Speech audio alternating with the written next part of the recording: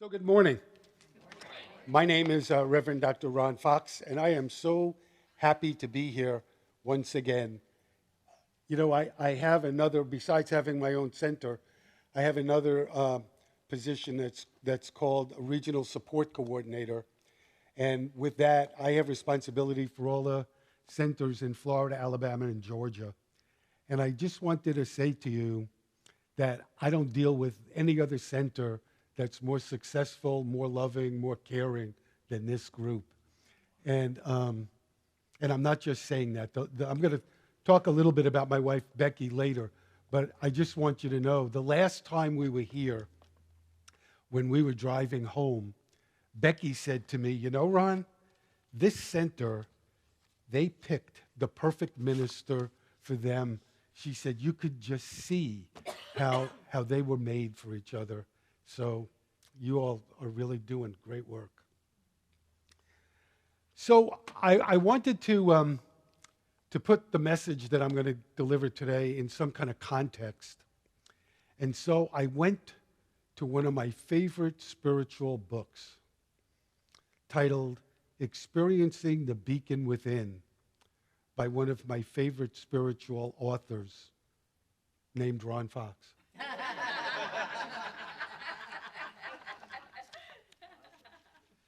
So, by the way, I have to do this. My wifey did the artwork.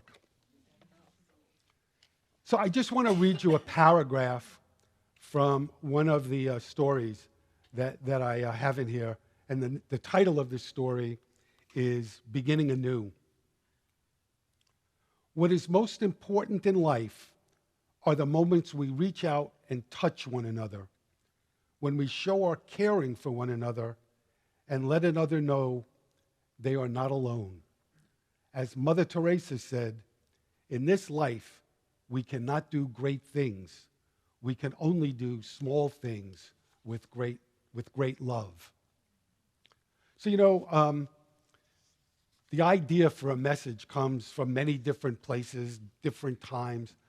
But my idea for this message, a few months ago, I don't even remember what I was reading when I saw it, but I saw a Bible verse that I had seen many times before, and it's from the book of Matthew. And it reads, "Come to me, all who labor and are heavy laden, and I will give you rest." Come to me, all who labor and are heavy laden, and I will give you rest. And like I said, I'd seen it innumerable times before.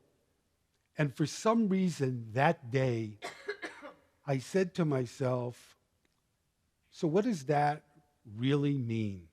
What's the import of it? And I thought to myself, to me it means when you're lonely, when you're sad, when you're hurting, come to me and I will give you peace. And then I thought, come to who? Who are they talking about? Who do you come to? And of course, they're talking about spirit. But I thought, there's more to it than that. There's a practical application to it. And it says to me, come to one another. Because each one of us here is the ears, the eyes, and the heart of the Christ. It's when we make our emotional connection with somebody else and the boundaries that seem to separate us disappear and we recognize our oneness. And Reverend Michael Gott, I don't know how many of you are familiar with Michael Gott, but he's a fabulous singer. And he used to sing all over in New Thought churches, and now he's a CSL minister, and he's the senior minister of a Unity Center in Houston. And a couple of weeks ago, he posted something on Facebook that I want to share with you. He wrote, sometimes prayer isn't asking God to move on our behalf, but asking God to show how we can move on behalf of somebody else. So I want to give you this morning a lot of examples of what I'm speaking about. And one is about a homeless woman who once a month went to see a doctor in a clinic. And it was a tough trip for her because part of it was uphill, and she had two of the, like the Publix baskets. She had two of them, and she had to get them up the hill, and she had to tie them up. And then she would go in, and she would see the doctor. And this particular doctor treated her with immense kindness and compassion and patience. And he would sit and he would listen to her. And she would leave. And then he found out from some of his nurses that she would come back when she knew he wasn't there. And she would go to his office. And one day, one of the nurses followed her to see what she was doing. And she would walk over to his office, and she wouldn't go in. She would go to the threshold, and she would put one foot in and take it out. Put it in and take it out. And she would do it over and over again until some inner need that she had was satisfied, and then she would leave. And the author of the article where I read this, her name is Rachel Naomi Remen. She's a doctor. And she wrote, she said, talking about this example, she said, the places in which we are seen and heard are holy places. They remind us of our value as human beings. They give us the strength to go on. And eventually, they may even help us transform our pain into wisdom. Listening is a gift that we give to other people. I'm going to talk about different ways we can touch, but one of them is listening. And it's a gift we give other people. We give them our full attention with no judgments. And about the time I was preparing this message, I saw a survey where they asked people, when do you feel most loved? And the single answer they got most of all is when somebody listens to me, it makes me feel I matter. Piero Ferrucci is a psychologist who lives in Italy, and he's written a number of really wonderful books. And one of them I particularly love is on kindness. And he tells a story in there about a little old lady in a nursing home who decided to stop eating. She wasn't sick, but she was waiting to die. And it just so happens that Ferrucci's aunt, Melina, volunteers in that nursing home. And she would go and she would spend time with this lady and listen to her story. And this lady told her, she said, I have children, but they're all too busy and nobody comes to see me. Nobody cares. But Melina did. And she would go and go. And one day, she offered this lady some plain vanilla ice cream. And she took it. And she ate it. And eventually, her color started to come back. And Ferrucci said, it wasn't just the ice cream that did it. It was the care and attention that she was receiving. She started to feel like she mattered to somebody. A simple act of kindness. Come to me, all who labor and are heavy laden, and I will give you rest. So Ferrucci said, later on in this article, he said, we live in a world where there's war and there's violence and there's terrorism. But still, people are kind. You know, you're never going to pick up a newspaper and see a huge headline, "Mother stops what she was doing to read bedtime story to her children." Or, "Father wakes up early to make breakfast for the family." Or, "Friend eases another friend's burden by carrying his suitcase." But we do it, and we're kind because it's the right thing to do. Ernest Holmes, who founded the Centers for Spiritual Living, wrote, "It's not necessary to spend your entire time in prayer and meditation.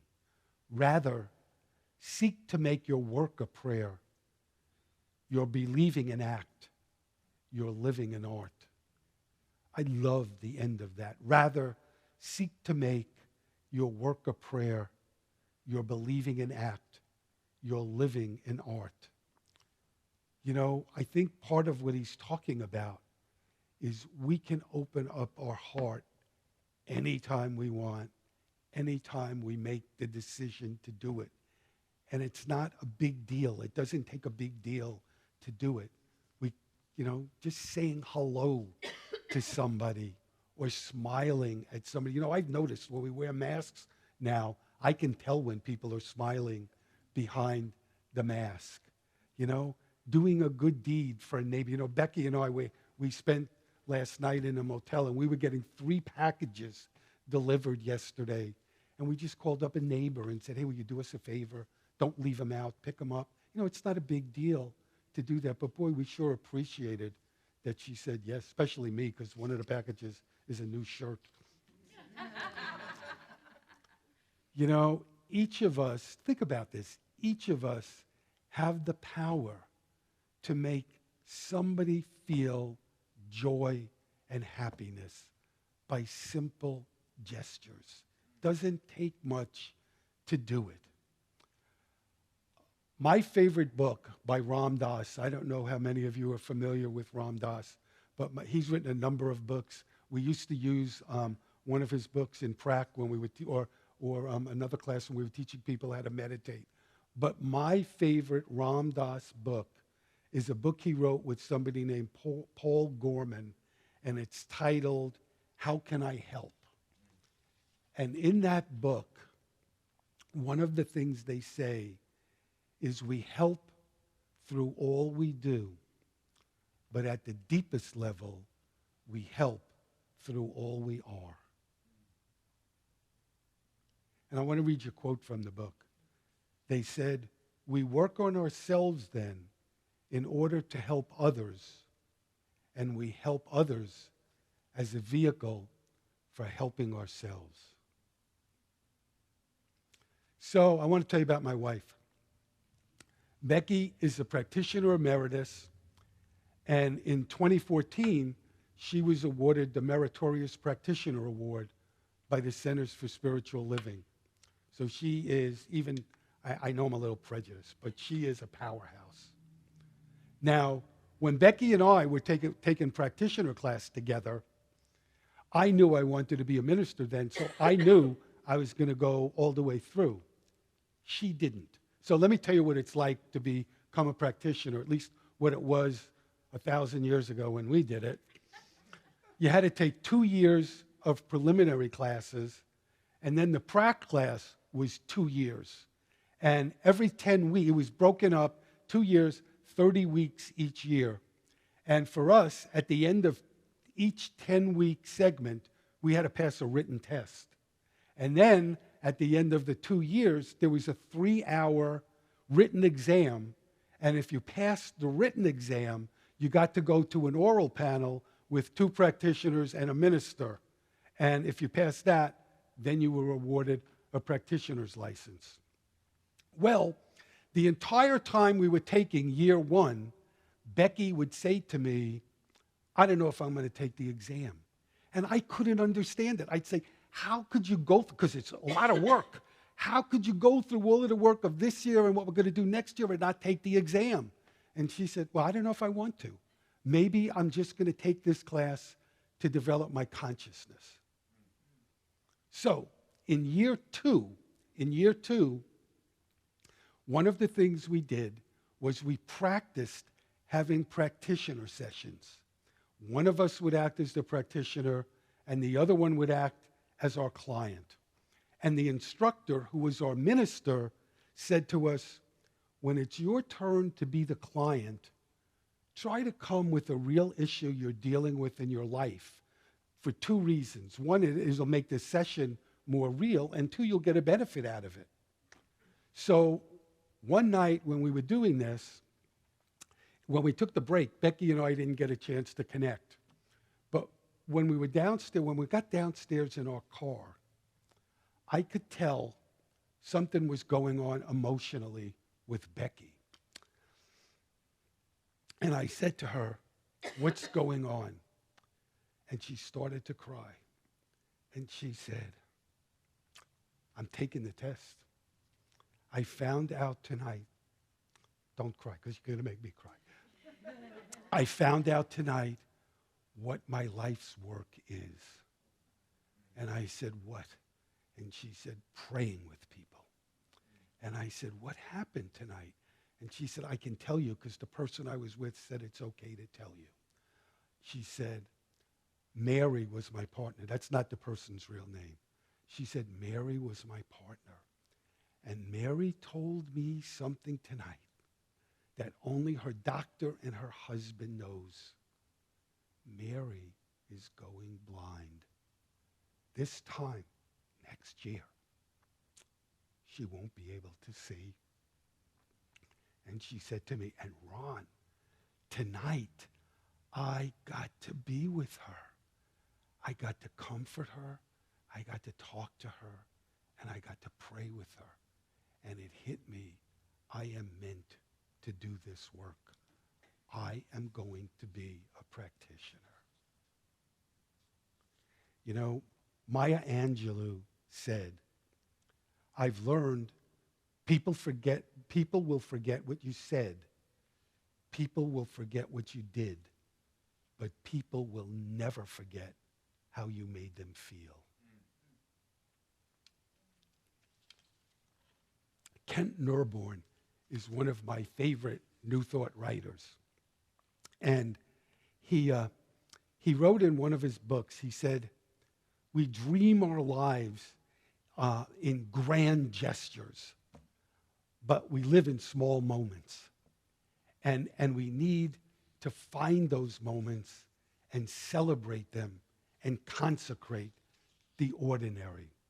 He said, "Even though we may not live a holy life, our lives are alive with holy moments.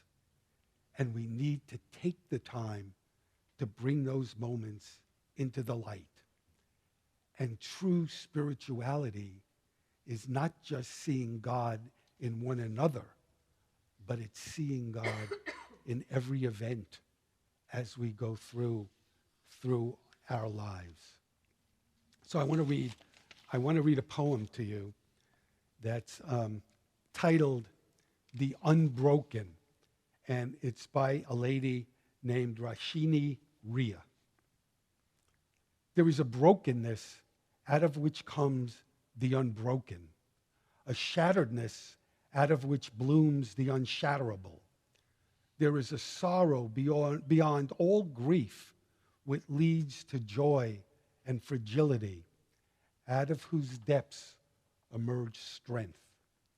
There is a hollow space too vast for words, through which we pass with each loss, out of whose darkness we are sanctioned into being. There is a cry deeper than all sound, whose serrated edges can cut the heart, as we break open to the place inside which is unbreakable and whole, while learning to sing." You and I can help each other reach that place and learn how to sing. So I figured, since I told you a story about Becky, I'm going to tell you a story about me and learning learning about how the small things in life can make a big difference. So when Becky and I were in Arizona, we had a church in Arizona, we had a woman that came to the church, and her name was Danielle, and that really is her real name. And Danielle was such a sweet, loving person. She had been a school teacher for 40 years. And she had a son, and they didn't have any relationship. She never told us what happened. But she also had a daughter who lived in the town where we lived. This was in Auburn, I guess, where did we? No. This was in Arizona, yeah. And her daughter and her daughter's husband were long-haul truck drivers. So they were gone a lot of the times. And Danielle had us over a couple of times, and she loved to talk. And she took a class from us, and she would jabber so much that Becky and I had a signal. Whenever I hit Becky on the leg, that was time for Becky to intercede and get Danielle to keep quiet. Because if I did it, it would hurt her feelings, but not Becky. Then Danielle got dementia. And she went downhill really fast. And she was in a nursing home. And the nursing home was in between our church and where we lived. So I would go visit Danielle every day.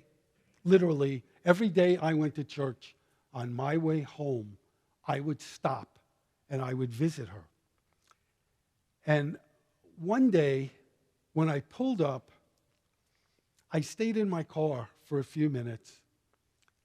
And I don't know why it happened that day, but I thought to myself, why are you doing this?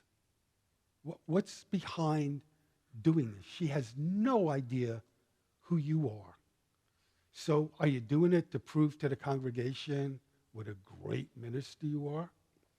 Do you need to prove to yourself that you're a great minister? Why are you doing it? And then I just got out of the car and I went in to see her. And I can still remember, I walked in the door to her room and I was so relieved because she was asleep, because some of the visits were really difficult. So she was asleep. So I walked to the head of the bed and I just stood there for a minute looking at her and kind of reminiscing about what she was and what she is now. And then I said a prayer and I turned to leave and her hand shot out. And I remember thinking, geez, for somebody in this condition, she's strong. She grabbed my wrist and I turned to look at her and she opened up her eyes and she said, please don't go. I don't know who you are, but it feels so good when you're here. And so I stayed until she fell back asleep, and then I left. And I went into my car, and before I started it up again, I thought, got your answer. Now you know why you're here. And I wasn't doing anything except being. And that's enough. You know, come to me, all who are heavy laden, and I will give you rest. You know, Ralph Waldo Emerson said, no man can help another without helping himself. So I want to give you one more example, and then I'll try to tie it together. So I read a story about a woman who gets on an airplane, and she's got the middle seat. And the man sitting by the window seat, now this is her description, okay? It's a big fat guy with a T-shirt that doesn't quite reach his pants, so his belly is sticking out. He's eating, I think it was Tootsie Rolls, and taking the wrappers and throwing them on the floor. So she was kind of repulsed by this guy. And the flight goes on, and he turns to her, and he said, you know, I have a feeling you don't like me. And, of course, she didn't say, yeah, you're right. But he starts to talk to her. And he starts to tell her about his life. And he tells her how he's an alcoholic. And he tried getting out of it, and it would work for a little bit, and then it wouldn't work. And he said, I just started going to AA again, and I'm so scared. I'm hoping it's going to work. And then he said to her, you know, there have been times in my life when I felt connected to God, but they were only short periods of time. And he said, I call them God shots. God shots. And he said, but I can't find him now. And this woman turned to him and she said, take a moment. Now, this is a woman who was repulsed by him, okay? She said, take a moment and look into my eyes. She said, that's where God is, between you and me. She said, it's my soul and your soul together. And she said, isn't that a God shot right now? Just think. He smiles, she smiles. Two strangers that God has brought together. Come to me, all who labor and are heavy laden, and I will give you rest. Wherever you and I are, God is. So I kind of want to challenge you. You know, this is the time of year, you know, the holiday season. Thanksgiving is over. Christmas is not quite 2 weeks away. New Year's is coming. And I would be willing to bet there's nobody sitting in here today that doesn't have someone in their life who could use a God shot. A card, a letter, a phone call, some kind of acknowledgement that says, I care. You matter to me.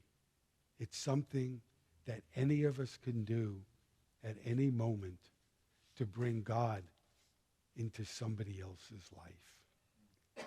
And why not do it? What better time to do it than now? So I want to close with something that I think will something from Kent Norborn again. He wrote, if we have played our part well, offering love where it was needed, strength and caring where it was lacking, if we have tended the earth and its creatures with a sense of humble stewardship, we will have done enough. We may pass quietly and rest gently in the knowledge that we have left the world a little warmer, a little kinder, a little richer in love. Though our moment was brief and our part small, somewhere in the fullness of time, our acts will bear fruit and the earth will raise up a bit of goodness in our memory. It is a small legacy, perhaps, but a legacy nonetheless. Somewhere between a baby's cry and the distant brightness of a star, the mystery was alive in us for a moment, and it was our privilege to feel its presence and to have the chance to pass it on. God bless you. Have a great week, and thank you for inviting us here.